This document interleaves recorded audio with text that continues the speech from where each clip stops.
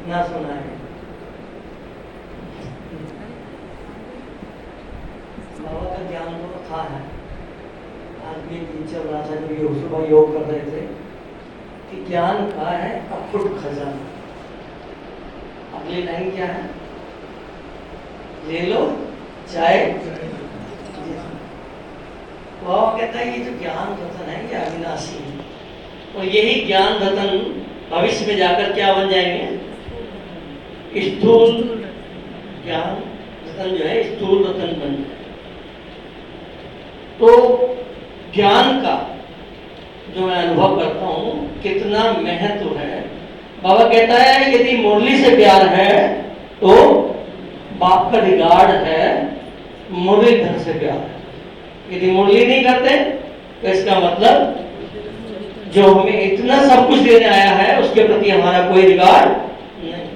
आज की मुरली का पॉइंट था कि याद की डोरी लगाओ तो क्या बन जाएंगे? विजय माला में आ जाएंगे। याद की डोरी। अभी बहन कृष्णा ने बताया कि कैसे याद करना है, ट्रैफिक कंट्रोल और कैसे कही और ये सब कुछ बतलाया। यदि हमें ये ज्ञान नहीं है कि हमें कैसे बाप को याद करना है, कौन हमारा बाप है, मैं कौन हूं, बाप के पास क्या है, बाप से कैसे मिलता है, तो बाप ने आकर सबसे पहले हमें दिया ही क्या? सबसे पहले तो आकर के बाप ने हमें बहुत बहुत बहुत मीठा मीठा मीठा लाडले लाडले लाडले मेरे न्योरे रतन, मेरे न्योरे रतन, मेरे सिर के ताज इतना ऊंचा उठा दिया।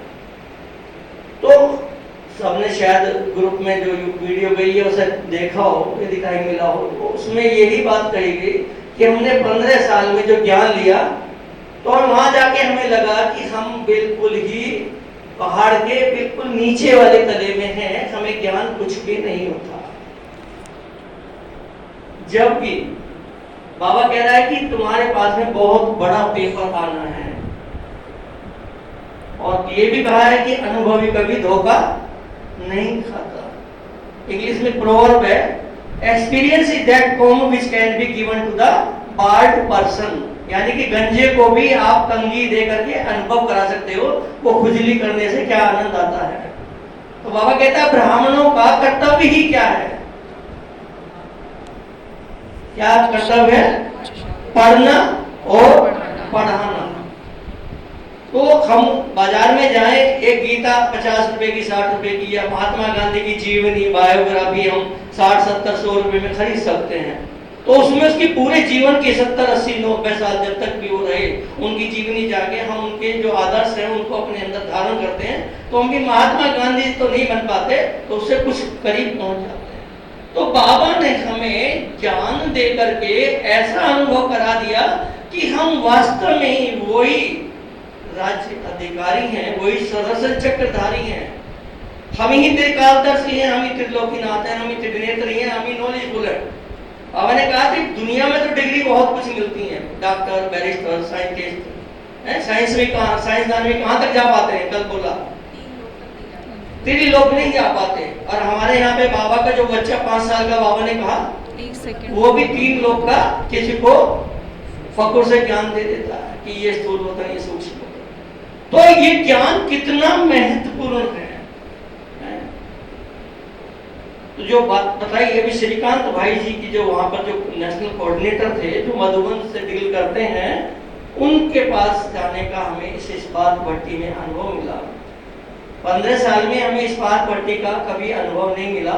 ये हमारे एक मधुबन के भाई ने ही हमें एक पोस्ट दिया, तो वो पोस्ट हमें क्लिक किया, और उसमें ये था कि आपको किसी से कोई परमिशन नहीं लेनी है, बस आप ज्ञान में होने चाहिए और आप किसी सेंटर के स्थायी स्टूडेंट होने चाहिए। तो हमने उसको रजिस्टर कर दिया और हमें ये मौका मिला, तो हम जाकर वहाँ बैठे। वहाँ बैठकर जाने में लगा कि हम वाकई इतने ऊंचे विश्वविद्यालय के स्टूडेंट हैं जहाँ पर भगवान पढ़ाते हैं। कल बाबा ने कहा था तुम्हारी पालना न केवल एक बाप से, परम पिता से होती, परंतु भाग्य विधाता, एक भाग्य विधाता नहीं, एक ने तो भाग्य की लकीर बनाई थी तुम्हें भगवान बना दिया, बच्चा बना दिया, ब्राह्मण बना दिया।